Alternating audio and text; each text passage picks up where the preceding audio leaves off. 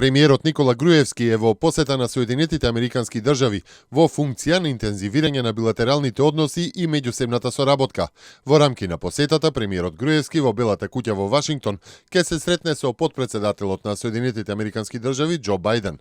Се очекува теми на разговор со американскиот потпредседател да бидат активностите за продлабочување на меѓусебните односи и соработката, реформите во Македонија и демократските процеси, зголемувањето на економската соработка и трговските односи, безбедносните прашања и интеграцијата на Македонија во НАТО и во Европската Унија.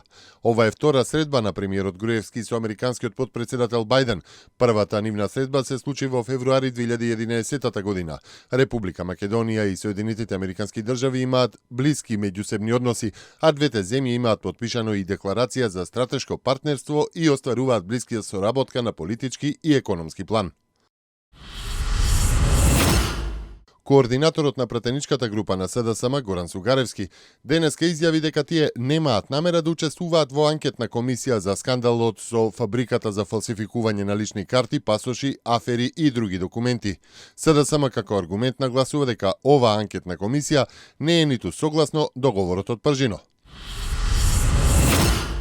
Собраниската комисија за прашања на изборите и на именувањата денеска донесе одлука за формирање анкетна комисија за скандалот со фабриката за фалсификувани лични карти, пасоши, афери и други документи.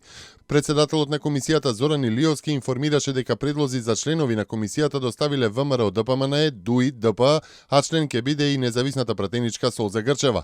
Врз основа на одлуката, анкетната комисија треба да содржи 16 членови, од кои 4 на предлог на опозицијата. За председател е предложен координаторот на пратеничката група на ВМРО ДПМНЕ Илија Димовски. Бензините поевтинуваат за половина денар, дизелот за 1 денар. Регулаторната комисија за енергетика ги утврди новите малопродажни цени за нафтените деривати. Незначителното намалување на цените на нефтените деривати е изненадување, особено ако се има предвид дека немаше поголеми промени на курсот на денарот во однос на доларот, а цената на суровата нафта пред 2 недели, според регулаторната комисија за енергетика, изнесуваше $40, а во денешниот извештај е спуштена за речиси $4 по барел и изнесува $36,7. Турската полиција вчера во Истанбул и во Адана привела вкупно 33 осомничени членови на џихадистичката група Исламска држава, од кои 16 се странски државјани. Има информации дека приведените биле во контакт со борци од Исламската држава и дека патувале во конфликтните зони. 15 од нив се египетски државјани, а една е русинка. 7 теми на приведени турски државјани се осомничени дека врбувале борци за Исламската држава.